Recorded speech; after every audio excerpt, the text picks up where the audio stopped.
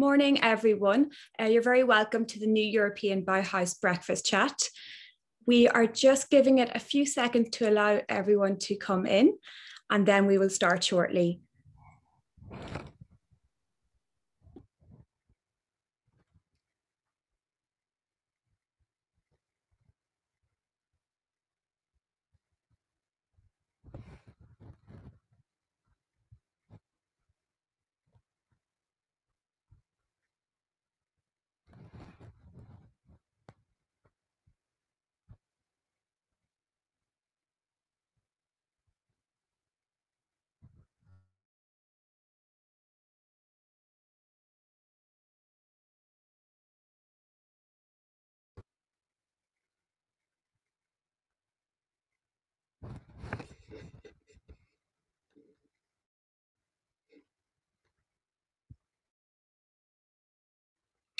Good morning, everyone, and welcome to the new European Bauhaus Information webinar. We're delighted that you've all joined us this morning. My name is Rosemary Steen, and I'm the CEO of the Design and Crafts Council of Ireland. I'd like to welcome and introduce our partners, Natalie Wadick, the Director of the Irish Architecture Foundation, and Charlotte Barker, the CEO of the Institute of Designers in Ireland. DCCI is delighted to be partnering with you on this. This new European Bauhaus is a landmark cultural movement, a movement that will help deliver European carbon neutrality and renovate 35 million buildings across the European Union by 2030. It is a project that seeks to combine, for the first time, sustainability with great design under the motto, Is féidir an gná a bheith all-in freisin, or the necessary can also be beautiful. As leader organisations championing design in Ireland, DCCI, the IAF and IDI felt it was important to inform Irish stakeholders of the new European Bauhaus Initiative, and to that end we've organised a series of information webinars. This one today and again on the 12th and the 18th of March, and you're very welcome to join the other two webinars as well as this morning's. For these webinars, we wanted to achieve a number of things. One, we wanted to share with you how the new European Bauhaus is different in both aspiration and methodology from other initiatives brought forward by the European Commission. Here, for the first time, design as an aesthetic and design as a process are core to the initiative from the start. Two, we wanted to share with you some examples of projects already happening in Ireland that might inspire you as you consider your own Stage 1 submissions.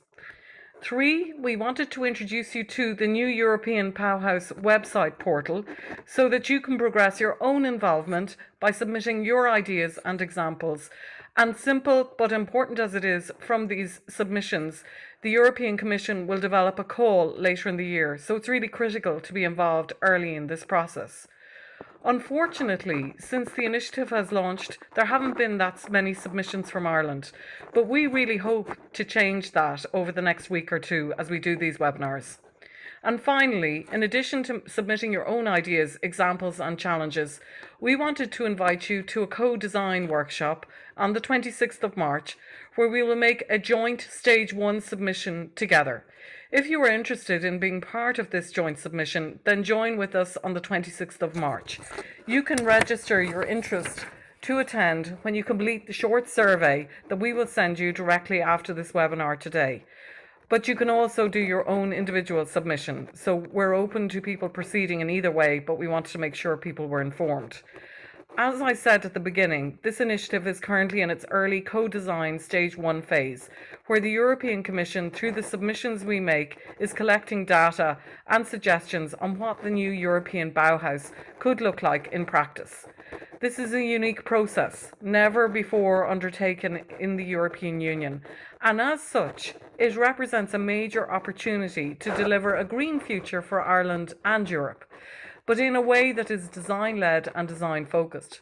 For the first time in its history, the European Union is seeking to develop its policy to deliver carbon neutrality, but using a process of co-design which seeks to bring together knowledge, insight and perspective from different sectors, from science and technology, architecture and business, innovation and design, and asks us as EU citizens to shape our future. In addition to supporting the delivery of carbon neutrality, the new European Bauhaus presents a range of additional opportunities for Irish stakeholders, including European funding for delivery, European international networking and learning, sustainable development, job creation, and the opportunity to enhance Ireland's reputation as a design leader. And obviously you can see that was why it was so important for us to do this webinar. This represents an extremely important opportunity for Ireland, and we're delighted that you're with us this morning to hear more. You may have questions. We did when this first launched, so we have allowed time at the end of the webinar for this. Our moderator, Shauna, who you met a few minutes ago, has asked that you might pop your questions in the Q&A section on the bottom right of your screen, and we will get to them at the end of the webinar. But of course, if there are any further questions after the webinar, you can direct them to our European Manager, Dr. Nicola Tomek. We will close out with a slide with Nicola's contact details and post them also in the chat function. He's an extremely experienced policymaker at a European level, and he'll be aiding us as an agency through this process, but he's delighted to support other agencies who want to get involved. Just a quick note to say that this webinar is also being recorded, and we will be posting it on our website as part of our awareness raising journey. This is a wonderful opportunity for Ireland, and we look forward to working with you all on it. I'd now like to introduce Natalie Wadick, who is Director of the Irish Architecture Foundation, an organisation which is committed to communicating the culture of architecture and design. And Natalie is going to present some examples of the work that they have been involved in or are aware of, which we feel connects with the spirit of the new European Bauhaus. And hopefully this will be very inspirational. So over to Natalie. Thanks, Rosemary, and good morning to everybody. I'm so delighted to be here, and it's great to be with the IDI and the DCCI, and thank you for partnering with us on this important event. I just want to set the context before I go into some examples. So 100 years ago, the Bauhaus was seen as a movement for social justice, for democratic design, where every individual has access to not just the utilitarian aspects of society, but also the pleasures and beauties of living. So given that the Bauhaus was not only an aesthetic movement, but also a social mobilization for recreating society, it seems apt that the EU is reviving it, now at a time of recuperation, as a symbol of a new progressive age. At the IF, I always think of architecture as a kind of social craft, creating the physical and social frameworks and spaces necessary for bringing people together. We proceed from the modest proposition that the spaces which designers produce play a crucial role in supporting, shaping, and framing our lives.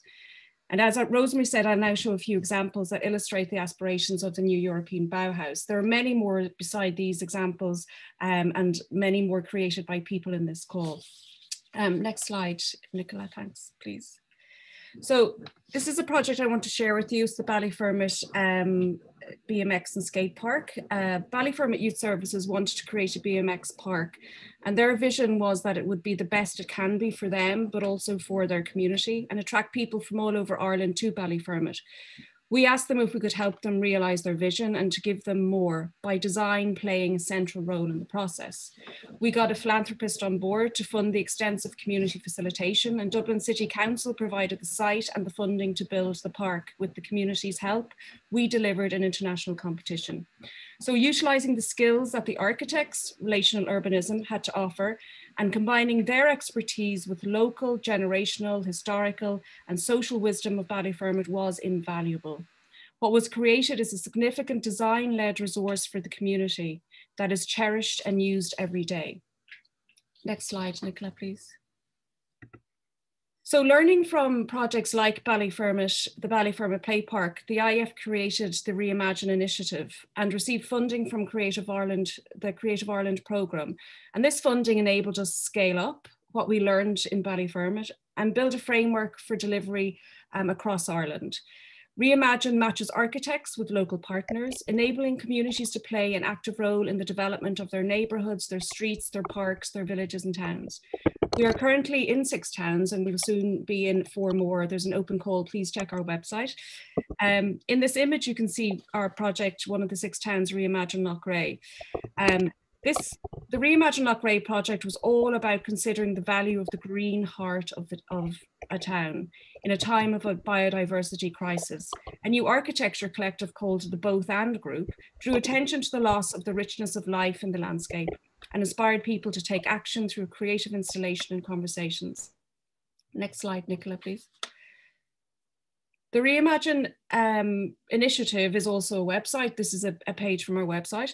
It's a website for learning, research and development of placemaking in Ireland. Here you will find masterclasses, pocket guides. These are our 3 pocket guides we've just done by architects to help communities who may have questions and needs about how to improve their environment through design. Nicola, please, next slide, thanks. So this is a project, it's not one of the IF's projects, but it's a project I really admire and that I want to bring your attention to this innovative construction story. In 2015, the St. Andrews Resource Centre identified a labour shortage that was developing in the construction sector generally in Ireland, yet lots of development was happening in their local area. St. Andrews started training and placing local residents with developers and construction companies that were transforming the built environment in the Docklands. This presented an obvious opportunity to exploit the labour shortage for the economic benefit of local unemployed residents, removing many barriers to future employment. It is a win-win, simple and powerful, a fantastic project. So in conclusion, these are just snippets, these are just examples that maybe might inspire, that prove that by working together, we can easily build the structures necessary to carry us through to a sustainable, resilient and healthy future. Now I'd like to pass you over to Charlotte Barker, who is the Chief Executive of the Institute of Designers in Ireland, which is the industry association of professional Irish designers, who has 2 further examples of great projects relevant to the new European Bauhaus. Thank you. Thank you, Natalie. Good morning, everybody. And I have to say, I really feel that this is one of the most exciting, truly pan-European initiatives I think I've ever seen in design. And I think we have a fantastic opportunity now to really make our mark and prove what the island of Ireland can do. As IDI is a member of BEDA, the Bureau of European Design Agencies, I've been fortunate enough to attend recent discussions to understand more about the challenges and approaches that are being taken in other countries. And it's clear that we have a real opportunity to challenge our own thinking and to blow the lid off the restrictions that usually hamper progress and find some really divergent thinking that can truly have an impact both here and abroad. So the first example that I'd like to share with you is a brilliant example of how inclusion can lead to sustainability, 2 of the core objectives of the new European Bauhaus. The Big Idea is a programme for transition year students challenging big local and global change through creativity. Developed by creative experts and bridging the gap between industry and education with leading industry experts, the Big Idea is fully cross-curricular, hitting every learning outcome and key skill required in transition year. The challenges posed to the students include issues such as what big idea would inspire teenagers to use wearable technology to move more? Or what big idea would make living at home safer and easier for our elderly? Or what big idea would create low-cost housing in our towns and villages? Designed for all learning abilities, the programme allows students to gain new skills, interact with industry leaders, and connect the learning from many subjects, gaining confidence in tackling the biggest challenges in the world, applying the principles of universal design.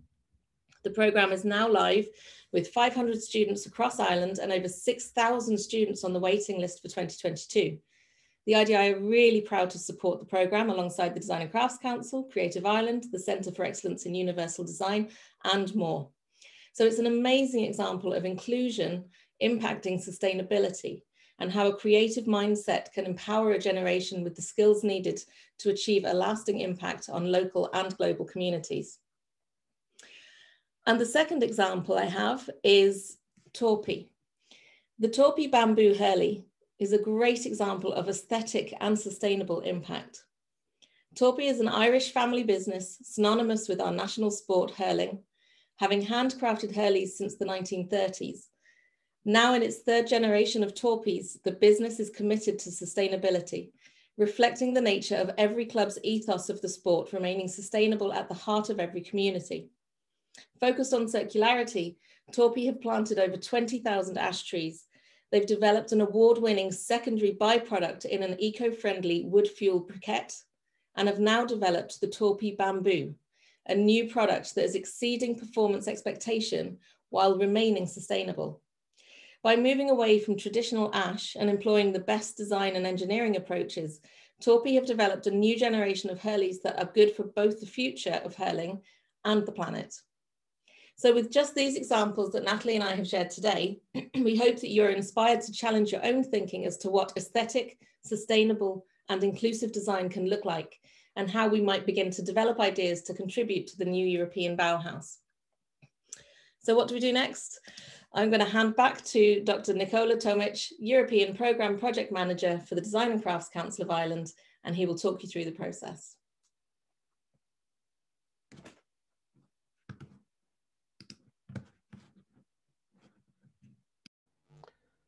Hi, everyone. So we heard some examples of what Ireland already has to offer, but what do we actually do in terms of the new European Bauhaus? The new European Bauhaus is, where are we now? What does the initiative actually look like?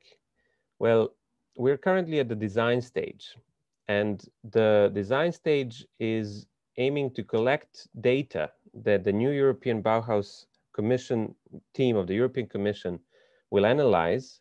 And then based on this data, they want to formulate calls that will lead into the delivery phase.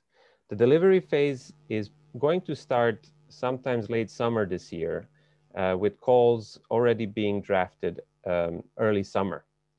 The calls will be primarily for 5 pilot projects, and these, at the moment, we still don't know what the projects will be, but that's the exciting part of this initiative, because the idea of the European Commission this time around was to hire a designer to lead the team, because before the European Commission used to have experts who would come up with a call, they would come up with a proposal, and they would put that finalized decision in a way to a public consultation. Now, this has been reversed. So everyone in Europe is submitting their data that is going to shape the outcome of those calls. This is why at the moment, the design phase is just a website. So the website of the new European Bauhaus was launched in January. And since then, it has been developing, so it's constantly changing. But if you click on the link that is here, and maybe we'll also see it in the chat, you will be able to go to the co-design section. So what we want you to do after this webinar by the end of March is click on the Share Examples and Ideas link. This will then take you to a page where you will find 3 portals, which have this neat, simplistic design, but it's actually very, very simple. So you click on one of the 3 links, either for examples or ideas or challenges, and you click on the yellow button and you start the form. So that's all done through this one website, which has 3 links for 3 separate portals. The examples you can submit are similar to the ones we've just heard, but the European Commission also wants to find out what you want the new European Bauhaus to be. So their call for you at this stage is to come up with ideas that haven't been implemented yet. So what is a European green future, sustainable, aesthetically pleasing, and inclusive going to look like? And then finally, the challenges represent, why are we not there yet? How do we move from what we already have to what should be? So they're interested in all of these 3 things. And just so it's clear, once you click on the yellow button, this will lead you to the submission form. At this stage, at the design stage, the submission is very, very simple. This isn't a long call for projects that some of you may be used to, where you have to write pages and pages, hundreds of pages of project description. This is a simple questionnaire. At the first page, you will get an acknowledgement for GDPR reasons that you are okay with your data being used. Moving on, you will describe the example or idea or challenge in that one box. And then you will answer a few questions like, what are some of the keywords? Would you like to attach a picture or a link? And the country where your example, idea, or challenge is located. The next page is a simple multiple choice questionnaire on what your example is, who will it target, what the scale of it is, and so on. And after that, you will get this page where the dots in the triangles, you will be able to move with your mouse and slide around a triad. So 3 extremes of the triangle, and then you will have to position your own example, idea, or challenge within that triangle. And then similarly, you will have to do it on an axis between 2 extremes. And that is all. The final page is to fill out your name and profile and something about you, and to accept the terms of the form. And that is really it. So this isn't a long process. This shouldn't take longer than half an hour to do, but it might take you some time to think about some of the things that should be submitted. As I said, the website was launched in January, but in February, they already had some preliminary results. So if you click on View All Contributions, this will lead you to a page where you will see some of the things the European Commission team sees. And this is what their software basically produces. These are the visual results and visual representations of their data. We're not going to go into these because these are temporary. But this is, for example, interesting. What they will do based on this data, they will formulate calls based on where the red is bigger. So all the kind of clusters of ideas, this is what they will be focusing on in their calls.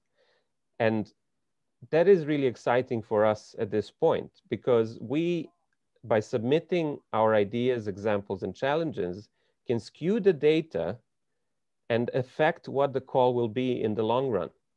So by doing that, we are then more likely to be successful in any project that we will apply for at the end of the year, because the call will match what Ireland has submitted. And then this is some data that we should look into. These are the statistics of submissions per country by February 12th for examples, ideas, and challenges. And for examples, you will find Ireland here with only 2 submissions. For ideas, Ireland submitted 4, and for challenges, only 1. Of course, Ireland is not as big as some of the countries like Germany or Italy or Spain, who are quite ahead on this list. But there are other countries that are on par with Ireland, and they have submitted more, like Belgium or the Netherlands. So we need to do something about it. And what you need to do will be presented by Terry Duffy. Good morning, all. Look, this represents such a great opportunity for Ireland that places design at the core of building a sustainable future for Ireland and Europe. So what are the 3 calls to action that we're sending you off to do today? The first one, well, we have 2 more webinars. 2 more webinars. The first one is on the 12th of March and the second one is on the 18th of March. So please do share in your network about the European Bauhaus, the opportunities it represents for Ireland, and come along to those webinars in a week or 2. Then, as Nicola suggested, go to the new European Bauhaus website and make your own submission. Make it as an individual, make it as an organization. Come together with organizations that share your common goals. So make your submission to the new European Bauhaus website. That's the second call for action. The third call for action is to join with us. In the spirit of co-design, join with Design and Crafts Council of Ireland, the Institute of Designers of Ireland, and the Irish Architecture Foundation. Join with us to be part of a co-design workshop, which is happening on the 26th of March, so that together we can make a joint submission. And we will put the details of that co-design workshop in a simple survey that we're going to send to you at the end of this webinar. So 3 simple actions. Let's get busy. So now I think we're going to move to some questions and answers. So Shauna has been collecting the questions and answers. So Shauna and Nicola? Yes, thanks, Terry. So Nicola, you might be able to help with this one, or it may have been answered already.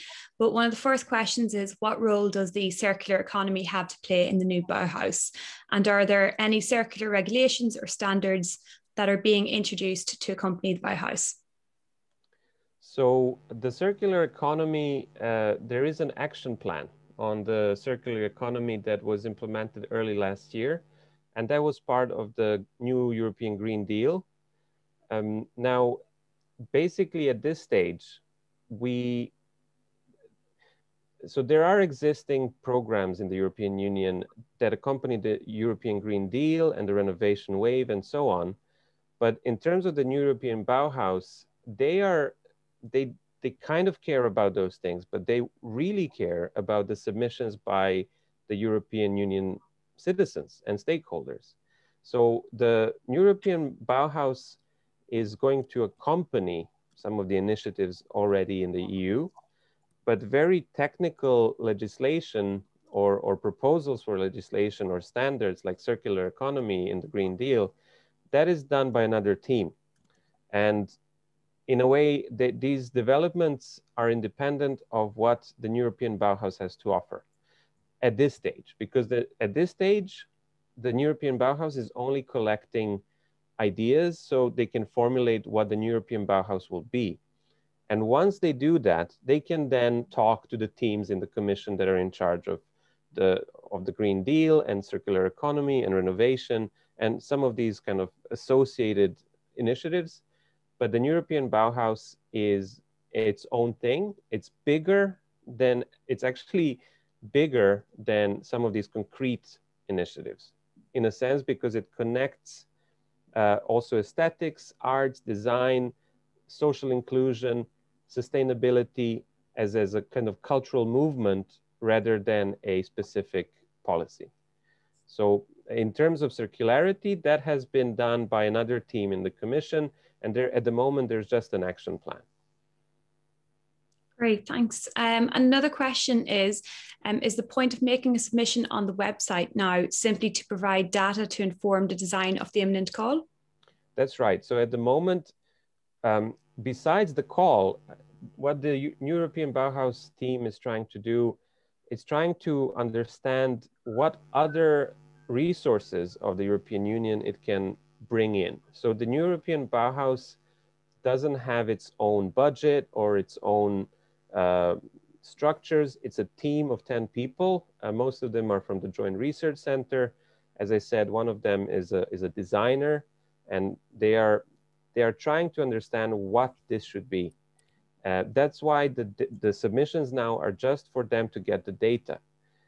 What's in it for you? Well, if collectively the data that the European Commission receives skews that, that analysis into what Ireland wants or needs, then the calls in the end will be shaped heavily by what the submissions are. And if there's a lot of submissions from Ireland, then it is more likely that your project or your idea will match the final shape of what this initiative will be. Thanks, Nicola. Another question is there a deadline for submissions? So the deadline at the moment initially was the end of March, and we're still sticking with it because we want Ireland to be on that preliminary list. We don't want to be kind of last minute submissions, but from what the European Commission team has been asked to do is to go slightly into April. But my answer would be the end of March is where everyone should submit. Great. We have two kind of similar questions. Again, they're just asking about what funding is available or the budget lines that's available for the initiative. And another question quite similar is what's the highest budget that can be allocated to a successful initiative? So as I said earlier, there is no budget for the European Bauhaus at the moment. So what the team is not trying to do is to carve itself a piece of the European Union budget. So the European Union budget, what they call the multi-annual financial framework, has been voted last December, and some of the existing programs will be in it, like Horizon Europe, the cohesion funds, the regional funds. All of these funds will have something available for the new European Bauhaus, but because what exactly this initiative is not fully formed yet. So the team in the Commission, the European Bauhaus team, is hoping that once they have an idea of what this will be like by having the data, with that data, they will then go to the different programs and say, we need so many million or billion from Horizon, because there is a heavy need to do research, or maybe there's going to be a role for education. So a bit of the Erasmus program will have to finance the Bauhaus. This hasn't been approved yet because we don't know what the Bauhaus initiative will be like. But there is certainly a lot of money in the future of the European Bauhaus, because the Next Generation EU program, which is new and it's part of the EU recovery for COVID and so on, that a lot of that budget will be probably for the European Bauhaus. So we're talking billions of euros across the continent. There is no cap on how big you should think. And so you're not submitting a project at this point. You're submitting ideas for a project. So in that portal where it says ideas, there you can present your project. And if your budget is 100 billion euro, you have to say why, and you have to say how big will it be, who will it be impacting. But this is not a call for projects. This is a call for ideas, examples, and challenges. It's a descriptive questionnaire, and then the data you present will be used to formulate the call later on. Thanks, Nicola. Another one is, do the initiatives have to be country specific? So could Ireland have a shared island initiative with Northern Ireland? Certainly. This has been asked before in the info session officially of the European Commission. Some of the initiatives can be all island, it can be all continent, it can be all region. So if you have an idea that Northern Ireland and Republic of Ireland can benefit from this idea or challenge, then you should submit this. So it's not limited to the country. Thanks so much. Is cultural heritage included within the scope of this initiative? Is another question. Yes, certainly. Yes. The cultural heritage will, as long as it tackles the notions of sustainability, aesthetics, and inclusion. And cultural heritage clearly has an element of social inclusion. It has a clear element of aesthetics, of being beautiful. But then cultural heritage combined with green technology, for example, and renovation of certain traditions in a modern, sustainable way, I think the European Bauhaus team would love that. Great. And then a question which I actually think is really relevant for anyone that was able to join today, but hopefully can join again on the 12th and or the 18th. They're just asking, is it the same as this morning? Is it another information session, or how are they going to differ? So they will differ in the examples we present. So the information on the Bauhaus will be the same for everyone, but we try to find examples that will be familiar with some of our audience in the different sectors. But the kind of technical part of it will be the same. But some of the examples you might hear will be more specific to your sector. Great. Another one, if you have an idea for an Irish context, can you include an example from another country? I think so. The European Commission, the European Bauhaus team said that even if you see an example from another country, you can submit that example or that idea again. So you can copy, but you have to write why this is relevant to you and why you find this particularly interesting and important. So if you find an example, let's say in Germany or the Netherlands, and you say, this is what I want the European Bauhaus to be, because it's missing in Ireland, and I'd like to see it in Ireland. And then you can elaborate where or how would it be implemented, but you don't have to go too much into, you know, project development. You're not writing a project, you're just writing a short story in that little text box. So yes, if you find something that you have seen elsewhere, or even in Ireland, if you say you liked some of like the examples we've heard today, you can submit the same idea. It doesn't, there's not going to be, if there is repetition, you just have to make sure that you say why it matters to you, and the European Commission will take that into account. So if we all sent one example, it would still count as 100 examples. Great. I think that almost kind of feeds into the next question where someone's asking, is it a beauty contest to succeed? So essentially they're wanting to know, can they put in independent ideas regardless of how much support that they'll have? Of course, there is no, at this point, there is no right or wrong, and there is no too ambitious or unrealistic. But of course, you have to go into the appropriate portal. So if you have an example that needs to be implemented in a way, or it's part of policy, or it's part of, it's being kind of it's being materialized. But in the ideas section, you can submit whatever you feel this should be. You can think futuristic, think outside the box. It doesn't have to exist, and it will not be, the only thing the European Bauhaus team will censor in a way. I mean, all of these submissions are being moderated. So when I call censorship, it's something that goes against the guidelines. For example, if it's hate speech or if it's something like that, then this won't be taken into account. But as long as you don't go against those guidelines of, you know, hate speech or anything like that, they will read it and they will count it towards the final call. So you can submit whatever you think you think this future should look like.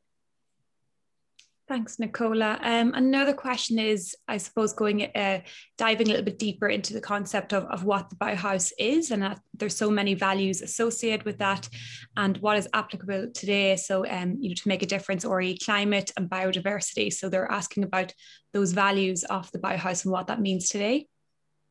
So I think because this is in a way a beauty of this whole initiative is that I've followed this from the very beginning.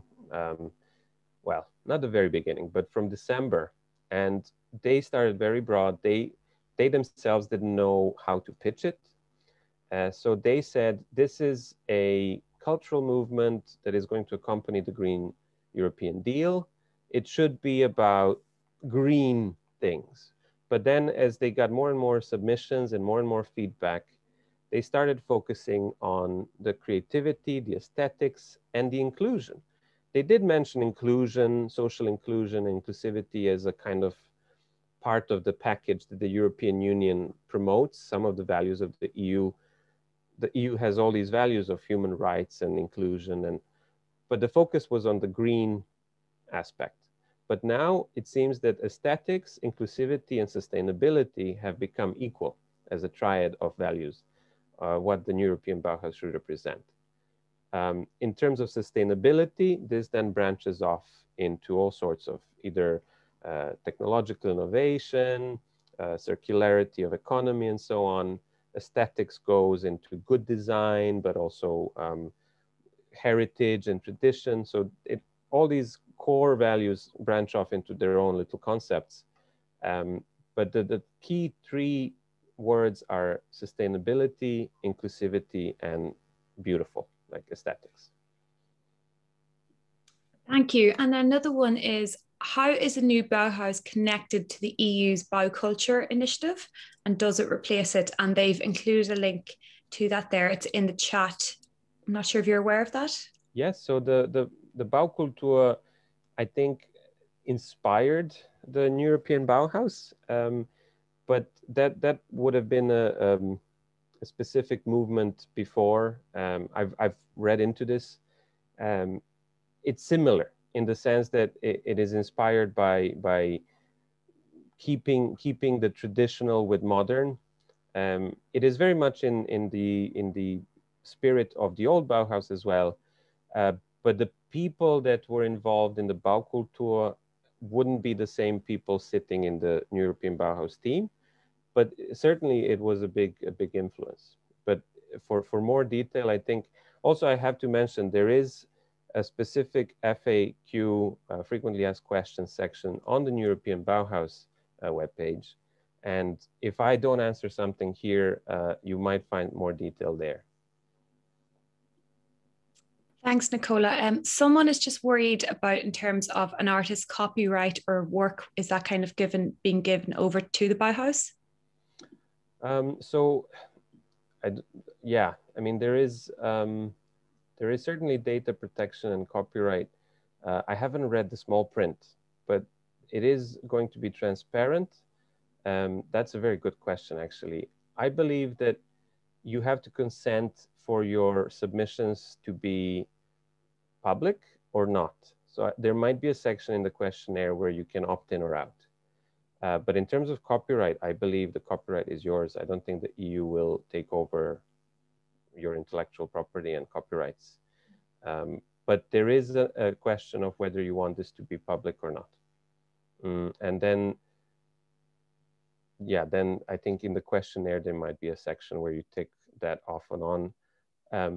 But you can also, if you're really concerned about this before you want to make your submission, you can try and contact the European Bauhaus team, and then you should get a reply from them. In terms of responsiveness, I know that the team will answer these sort of questions, if not within the week, but they are very responsive. It's only 10, 11 of them, but they're very, very busy. And if you have questions about very, very important issues like this, then you should try and contact them ahead of submission. Thanks, Nicola. And of course, I forgot to say earlier on as well to the whole panel, feel free to jump in if anyone has anything they want to contribute or add to any of the questions that are coming in. Hopefully you can all see the Q&A and the chat as well. So if you have any more questions, please do continue to put them into the Q&A section. One question here is, it would seem that the final call would be heavily influenced by the trends that emerge within the triad. If there are multiple submissions around a particular axis, is it possible to skew the outcome with only 5 calls? Just may narrow the impact of the initiative. Hopefully the 5 calls can have different levels to ensure engagement. And can you speak to the idea of the 5 calls and what is likely to be included? Yeah, so this is still up for debate, actually, whether the 5 calls will be the same themes, but then in different parts of Europe, or it will be 5 different themes that they identify and then across all Europe. So this is still not decided. It's very hard to sell this as something because it's still being developed, but the European Bauhaus team expects to start formulating a call this summer. So if you do submit something as an idea and follow our call for action today, you have to wait a month or 2 and you will start seeing some of the ideas taking shape. So at the moment, the 5 pilots will most likely be cross Europe, but focusing on 5 different themes. In those triads, they have given us a few options. And then based on all of their submissions, they will find these clusters of themes and topics. And most likely the 5 calls will be addressing the 5 different clusters in a way. But this is still not decided, and I wouldn't have a 100% answer to this. Thank you. I think that's all the questions at the moment. It might be good if you wanted just to maybe recap in terms of what are the next steps for everyone to do. Yes. So what we would invite you all to do is to, first of all, share the information for our webinars. So we have 2 more webinars on the 12th and the 18th of March. We also invite you to check out the European Bauhaus website. The website is very simple, it's very transparent, and you might learn more there. And finally, after this webinar finishes, you will be prompted to fill out a short survey. In that survey, you can express interest to attend a co-design workshop. So this will be a workshop longer than just these 45 minutes, where you will meet up with people from other sectors and you can discuss ideas in an interactive way. So that will be a workshop. If you're interested to join, you can express this interest in the survey. And then finally, of course, if you have any questions that I haven't answered, you can email me at nicolatomic@dci.ie, visit the website, and then on social media, you can also follow our co-host organizations, IAF, IDI, and DCI. And if that is all, we can conclude this webinar. Thank you very much for attending, all of you. Thank you for your questions. Feel free to contact us, and thank you very much and have a pleasant day. Thanks, everyone.